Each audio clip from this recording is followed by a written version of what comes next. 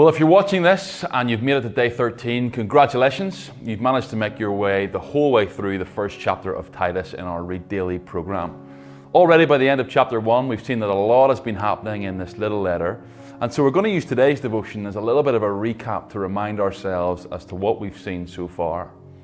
Firstly, remember the context of this little letter. The author is Paul, someone who in the very first verse of this chapter identified himself in a really peculiar way. In fact, he described himself using two terms which appear to be contradictory to each other. Firstly, he described himself as an apostle of God. Remember, an apostle is someone who sent.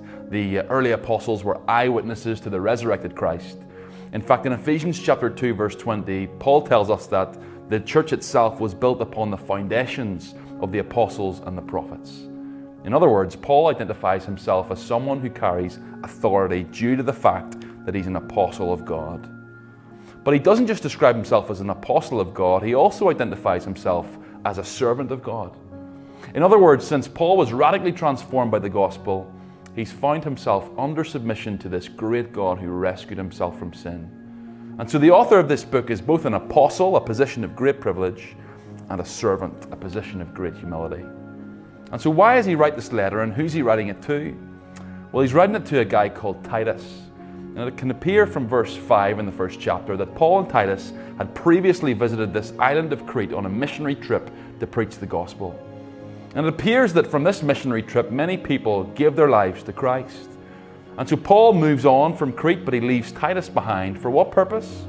Well, Paul tells us explicitly in verse 5, "This is why I left you in Crete, so that you might bring order." Titus's job is to bring order and structure and encouragement to the churches that were planted and now remain in Crete through their infant years. And so Paul writes this little letter to give some instruction as to what this encouragement and structure should look like.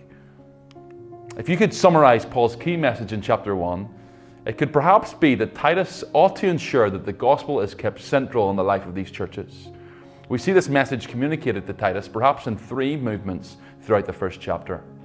Firstly, by way of introduction, Paul reminds Titus that the truth of the gospel really is the key to sanctification. He opens by saying effectively, "I'm writing this letter for God's people and their knowledge of the truth which leads to godliness," verse 1. Paul makes it abundantly clear that truth transforms. Does Titus want to see Christians grow and develop in their Christian walk? Then their knowledge and understanding of the truth was the key that was going to enable that to happen. Secondly, Paul said about the business of ensuring that Titus appoints godly leaders in each church. Paul is making it clear that if the church is to grow in their godliness, their leadership is key. But you might remember what was perhaps most surprising is that Paul, when instructing Titus as to what elders should look like, wasn't looking for people who were good at developing spreadsheets or had degrees in business management. No, primarily Titus was looking for people of godly character. Thirdly then, quite recently we saw the danger of false teaching to the health of the local church. This false teaching is subtle, it sounds appealing, but the reality is, according to Paul, it will ultimately destroy these churches. Titus is to protect the teaching of the word to ensure that all of the churches remain sound in the faith. Why not read over the first chapter of Titus again and maybe note all the ways in which Paul desires Titus to keep the gospel central in the life and ministry of the church. And as you do that, maybe ask yourself the question, is the gospel really central in my life? And on top of that, what am I doing to ensure that my knowledge and appreciation of the gospel of Jesus Christ is continuing to grow?